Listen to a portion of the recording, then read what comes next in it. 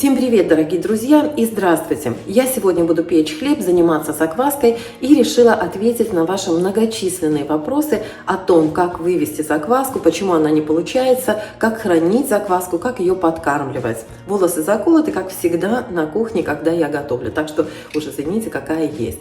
Итак, друзья, почему-то у многих не получается вывести закваску. По вашим вопросам я поняла, что очень многие заморачиваются с выведением закваски, с ее подкормкой, как-то концентрируются очень много на сроках. На самом деле все гораздо проще. Сразу хочу вам сказать, что я не профессиональный повар, я не профессиональный пекарь. У меня точно так же, как и у вас, было много ошибок, очень многое не получалось, и я проштудировала очень много информации, поэтому все, что я вам сейчас скажу, это из личного опыта, и все, что я скажу, это работает. Если среди вас есть профессиональные пекари, то, возможно, это видео не для вас, вы наверняка знаете лучше меня, поэтому я думаю, что вам, наверное, это будет неинтересно. Итак, девочки, у кого не получается закваска? У меня есть видео с ржаной закваской, это одно из самых первых видео на моем канале, поэтому оно, конечно, не очень качественное в плане техническом, но рецепт рабочий, то есть по этому видео, по этому рецепту можно вывести очень просто ржаную закваску. Хочу обратить ваше внимание на одну важную деталь. Я, как и многие, всегда говорила, что закваску выбрасывать не нужно, а можно ее использовать для приготовления блинчиков или оладушек, или чего угодно. Но в процессе выведения закваски, примерно на 2-3 день, она начинает очень плохо пахнуть.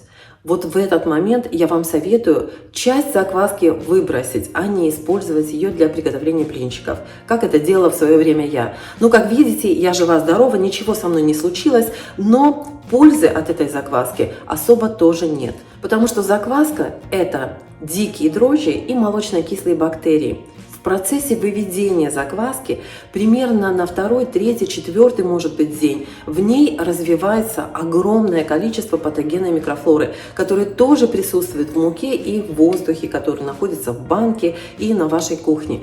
Поэтому вот в какой-то период времени, примерно в середине процесса выведения закваски, этой патогенной микрофлоры становится очень много. И закваска начинает пахнуть, как, знаете, гнилостный, у нее появляется такой гнилостный запах. Вот в этот момент часть закваски нужно выбросить, оставшуюся часть подкормить свежими дрожжами и свежими молочно-кислыми бактериями. То есть продолжать подкармливать, как и положено по рецепту. Самое главное, мне кажется, почему у многих не получается закваска, потому что вот в этот момент они пугаются, кажется, что закваска пропала, и прекращают продолжать процесс. Не пугайтесь, так и должно быть. В какой-то момент вам покажется, что закваска испортилась, разделите ее пополам, часть выбросьте, вторую часть продолжайте подкармливать. У вас все обязательно получится. Это все гораздо проще, чем вам кажется. Важен ли температурный режим? Да, конечно, он важен для выведения закваски. Но если у вас в комнате или в кухне 19 градусов тепла, а не 20 и не 21, то тоже ничего криминального не случится.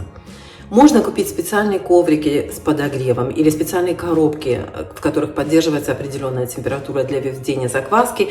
И в этих коробках также очень удобно ставить тесто, чтобы оно подходило при определенной температуре. Можно сделать все гораздо проще, так как делаю я. Я ставлю тесто в духовку, иногда даже в холодную духовку. Если в комнате уже очень холодно, то я слегка подогреваю духовку, выключаю ее, ставлю туда тесто. Точно так же я выводила закваску. Я слегка подогревала духовку, ставила туда закваску, банку с закваской и оставляла на сутки. Почему это удобно? Потому что, во-первых, там нет сквозняка, и там все время поддерживается определенная температура. То есть, если вы открыли дверь, например, открыли окно на кухне, зашли, вышли, стало чуть прохладнее, чуть теплее, вы что-то готовите, температура поднимается, повышается, опускается, это никак не отражается ни на вашей закваске, ни на вашем тесте, которые стоят в закрытой духовке. Еще раз повторюсь, если у вас прям уж очень холодно на кухне, слегка подогрейте духовку, выключите, и вот в такой разогретой духовке можно оставить закваску на 24 часа. Если у вас есть специальный градусник для духовки, еще лучше, вы можете постоянно поддерживать температуру. Я лично не заморачиваюсь. Я просто ставлю тесто и закваску в духовку. Вот и все дела. Это все работает, это все отлично подходит закваска. Например, когда я замешиваю хлеб, я подкармливаю закваску, ставлю ее в духовку, и она за час, за 1,5 часа отлично активируется, прям пузырится и хорошо подходит. Так что пользуйтесь, не заморачивайтесь со всякими ненужными вещами. Вот обе мои закваски, друзья. Вот это ржаная закваска, посмотрите, сколько в ней пузырей. Она только что из холодильника. Вот только что, буквально на ваших глазах, я достала эту закваску из холодильника, видите? А это пшеничная закваска. Обе закваски подкормлены примерно 2 дня назад.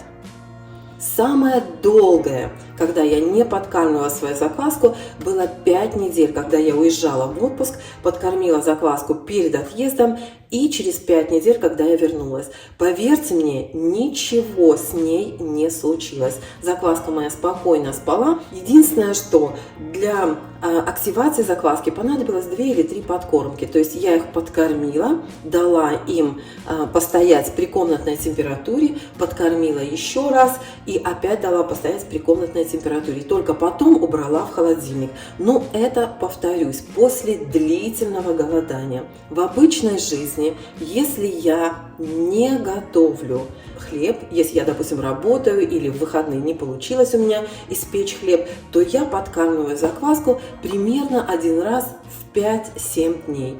Если я пеку хлеб чаще, то и подкармливаю закваску чаще. То есть, смотрите, не надо зацикливаться на числах, там 2 дня, 3 дня, 5 дней. Это не принципиально. Все зависит от того, сколько у вас закваски. Посмотрите, сколько у меня закваски. Если я ее сейчас подкормлю, и даже если я ее поставлю в холодильник, она все равно у меня выльется из банки. И посмотрите, какая она активная. То есть она полная пузырей. То есть это хорошая активная закваска. Я ее подкормила 2 дня назад. Да? Я могу спокойно не подкармливать эту закваску еще дней 5 как минимум. Дня 3-5 спокойно она у меня простоит в холодильнике. Все, что с ней будет, дрожжи будут спокойно питаться тем, что у них есть уже здесь питание, и просто будут спокойно дремать. Когда мне нужна будет эта закваска, я возьму столько, сколько мне нужно, остальное уже подкормлю и опять поставлю в холодильник на неделю. Ну или там на 3 дня, в зависимости, опять же, как часто я пеку хлеб. Точно так же я поступаю и с пшеничной закваской. Я ее подкармливаю 1 раз примерно в 5-7 дней, если я не пеку хлеб. То есть вот если я не пеку хлеб, да, то я ее подкормлю через 5, там, через неделю, 1 раз в неделю. Да. Через неделю, если я не пеку хлеб, у меня уже будет очень много закваски. Значит, я ее либо посушу, либо блинчики сделаю, либо оладушки сделаю. И остальную опять подкормлю и оставлю ее еще на неделю. Если я пеку хлеб, то понятно, что я возьму отсюда какое-то количество, остаток подкормлю и сразу поставлю в холодильник. Вот смотрите, вот я сейчас вынула, да, я сейчас буду замешивать тесто. Я возьму отсюда 50 грамм, которые мне нужны по рецепту, остальную закваску я подкормлю и сразу поставлю в холодильник, сразу. Не нужно ей давать постоять при комнатной температуре, не надо ничего с ней делать, подкормили, обратно в холодильник. Часто меня спрашивают под видео, какой закваской я пользуюсь. вообще не имеет никакого значения. На ржаной закваске можно выпекать и ржаной хлеб, и цельнозерновой, и пшеничный. Точно так же на пшеничной закваске можно делать и ржаной хлеб, и пшеничный, и цельнозерновой, какой угодно. Очень часто, друзья, я закваски смешиваю. То есть вот смотрите, сколько у меня сейчас и одной, и второй закваски. Да? Если я их сейчас подкормлю, у меня будет просто огромное количество закваски. Я сейчас возьму отсюда часть, все перемешаю. Делаю часть этой закваски смешанной, использую для хлеба, а часть использую для блинчиков. Остатки закваски я подкормлю и сразу поставлю в холодильник. Я надеюсь, что это понятно. Как хранить закваску? Я всегда храню закваску в холодильнике, друзья. Всегда. Единственное, что если вы очень долго не кормили закваску, и вдруг вот вы срочно решили испечь хлеб, да, вот допустим у вас стоит закваска, неделю не подкормлена, вот вы ее достали и вам нужно, и решили испечь хлеб. Значит, что делать в таком случае? Любую из этих заквасок, неважно, ржаная она или пшеничная. Значит, смотрите.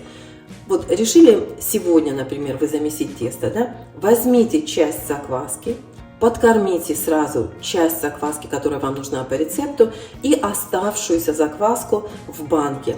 То, что у вас в банке, ставьте в холодильник, а то, что вы отложили по рецепту, дайте ей постоять при комнатной температуре и подкормите еще раз. И дайте ей еще немножко постоять, чтобы ваша закваска была не просто активная, но еще и сильная. Вот эта закваска, она активная, но она слабая. Смотрите, видно, что идет процесс жизнедеятельности, да? Видно, что здесь много пузырей. Здесь просто лучше видно, потому что вот эта баночка, она затемненная, поэтому не очень хорошо видно пшеничную закваску, но в принципе точно так же, как и ржаная, точно так же это все относится и к пшеничной закваске. Посмотрите, идет процесс жизнедеятельности. Вы видите, что дрожжи активные, они активно размножаются, выделяют газ, то есть эта закваска активная, но она слабая. Почему? Потому что она холодная, дрожжи в ней спят или в полусонном состоянии находятся. Если я сейчас замешу тесто на этой закваске, то тесто будет подниматься очень долго и очень слабо. Поэтому эту закваску нужно освежить, подкормить и придать ей силы. Значит, во-первых, закваску нужно подогреть до комнатной температуры. Я имею в виду закваску, которую вы используете в рецепт. То есть возьмите отсюда часть закваски, подкормите ее, дайте, я обычно подкармливаю теплой водой, чтобы она быстрее подогрелась до комнатной температуры, да? Дам ей постоять пару часов и потом еще раз подкормлю, чтобы закваска была более сильной. И тогда у вас будет закваска и активная, и сильная. Оставшуюся закваску в банке нужно подкормить, поставить в холодильник, и закваска у вас будет медленно активироваться, ферментироваться в холодном месте, в холодильнике, да, то есть ваши дрожжи, они как бы не мертвые, да, но они полусонные, они в полудреме, им есть что покушать, они будут питаться, они будут тихонечко там себе подъедать то, что вы им дали, ту муку, которую вы им подсыпали. Вот, они будут тихонечко ее есть, работать и спокойно жить себе до тех пор, пока вы не решите, что им нужно, значит, вступить в процесс, в action, в процесс приготовления хлеба. Итак, друзья, давайте подведем итог. Не пугайтесь, если ваша закваска в процессе выведения начала очень плохо пахнуть. Это натуральный процесс выведения закваски. Просто в ней развивается патогенная микрофлора. Разделите ее пополам или возьмите вообще немножко, возьмите 50 грамм этой закваски, подкормите свежей мукой, свежей водой и продолжайте процесс выведения закваски. У вас обязательно получится хорошая здоровая закваска.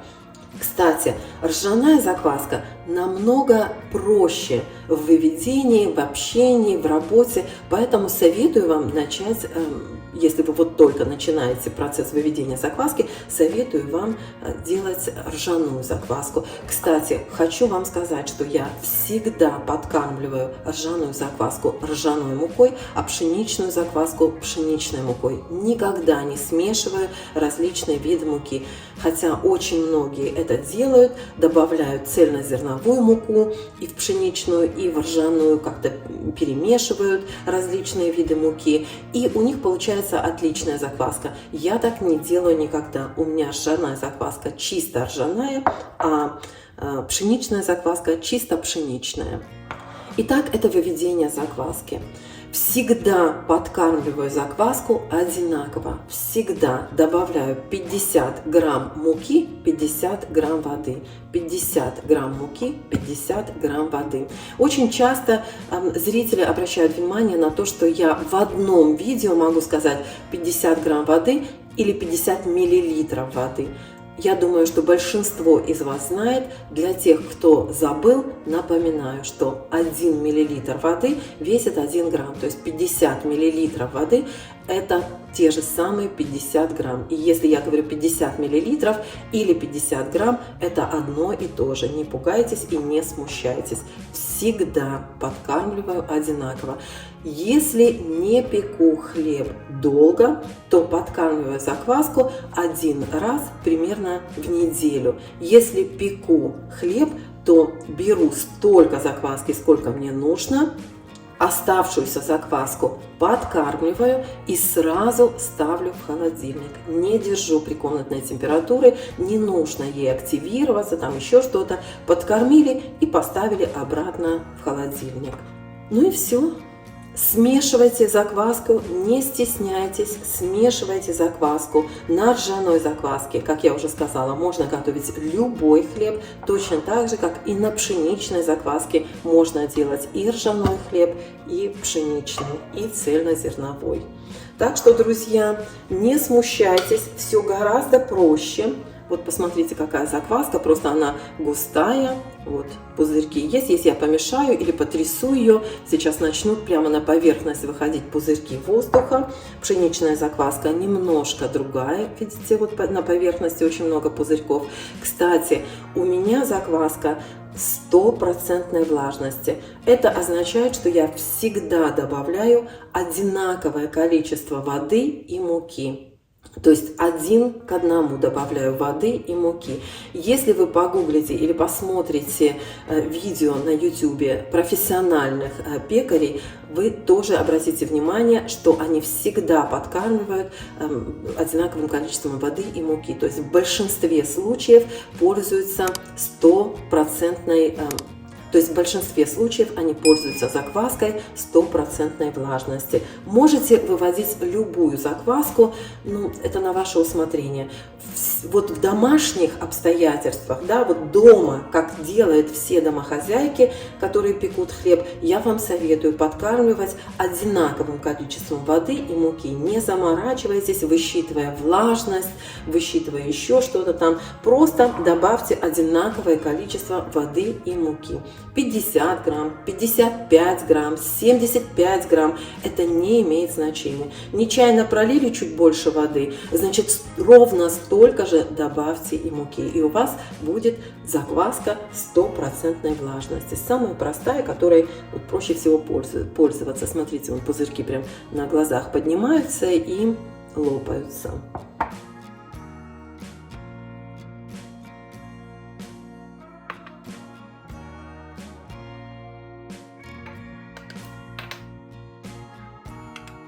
Итак, друзья, я подкармливаю свою закваску. Посмотрите, вот как пшеничная выглядит. Видите? Это моя ржаная закваска.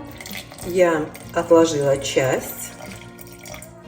У меня в сообществе есть фотография ржаной муки, которую я использую для ржаного хлеба и для ржаной закваски. Вот здесь у меня 51 миллилитр воды. Добавляю сюда 50 грамм муки.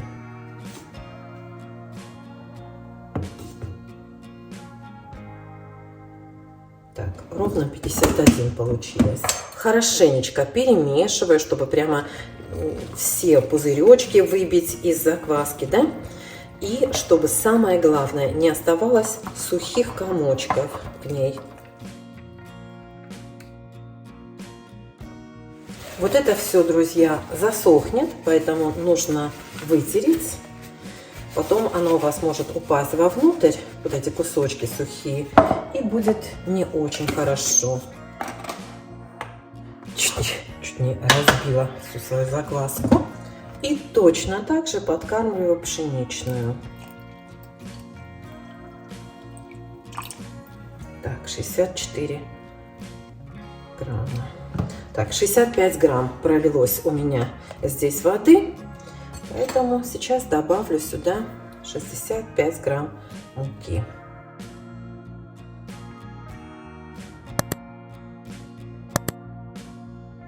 Вот так.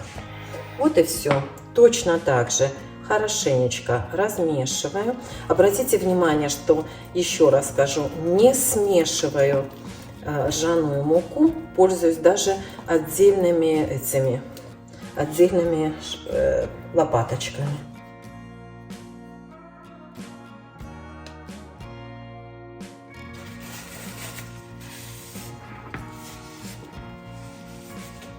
Смотрите, прям пошли пузырики, видите, да? Смотрите, видите, какая закваска хорошая, активная. Вот. Сразу ставлю ее в холодильник. Вот, видите, да, пузырей нет совсем, полбаночки у меня. Все, моя закваска пошла в холодильник до следующего раза. Ну вот, друзья, а это у нас смешанная получилась закваска. Точно так же, как и любая другая закваска, на ней можно готовить все, что вам хочется. Сейчас я часть ее уберу.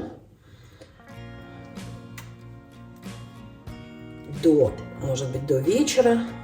Вечером сделаю на ней блинчики или еще что-нибудь. А на этой закваске я сейчас замешу тесто.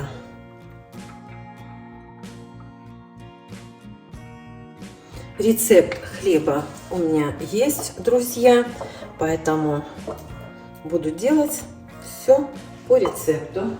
Смотрите, прямо она пузырится. 50 грамм, здесь 47, плюс еще чуть-чуть на лопаточке. Добавляю сюда 50 грамм воды и 50 грамм муки.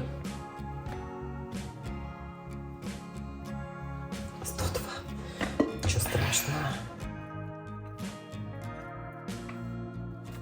Все, друзья, все остальное точно по рецепту. Хлеб покажу в конце видео. Закваска это холодная, вы помните, она прямо только из холодильника, буквально, пока я записывала вам видео. Сейчас я ее накрою пленочкой и поставлю в духовку. В духовке она у меня постоит примерно пару часов, пока она согреется и появятся пузыри. Когда вы наберетесь немного опыта, вы научитесь определять готовность закваски по ее внешнему виду и даже по запаху. Но самый верный способ определения готовности закваски – это хранить ее вот в таком узком, высоком контейнере или в такой стеклянной баночке. Ваша закваска будет готова к замешиванию теста, когда она увеличится в объеме ровно в 2 раза, независимо от времени. Поэтому положите закваску вот в такой контейнер, отметьте уровень ее и подождите, пока она увеличится в объеме ровно в 2 раза. Это может занять полчаса, 40 минут, 1,5 часа, не имеет значения. Как только ваша закваска увеличилась в объеме в 2 раза, она готова к замешиванию теста. Это самый верный способ определения силы и готовности вашей закваски. И вот так, видите, примерно выглядит готовая закваска. Полная пузырей, она увеличилась тоже в объеме примерно в 2 раза, но вот здесь это явно видно. Видите, вот здесь я точно знаю, я одновременно подкормила обе закваски, обе они, конечно, готовы, но вот здесь это четко видно, что закваска увеличилась в объеме в 2 раза. Вот так она выглядит внутри. И вот здесь совершенно однозначно видно, что закваска готова к употреблению. Можно замешивать тесто. Ну, вот это, посмотрите, какая красота. Здесь просто лучше видно, видите?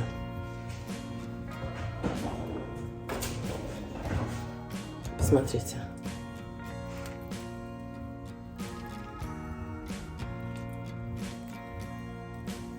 Шикарная закваска. Ну вот и все, дорогие друзья. Я надеюсь, что я достаточно подробно ответила на ваши вопросы, а не запутала вас еще больше. Еще раз хочу обратить ваше внимание. Не зацикливайтесь на каких-то цифрах. Ничего не случится, если вы подкормите свою закваску через 5 дней, а не через 3, через 7 дней, а не через 4. Самое главное, чтобы ваша закваска была активной. А это вы можете определить по ее внешнему виду.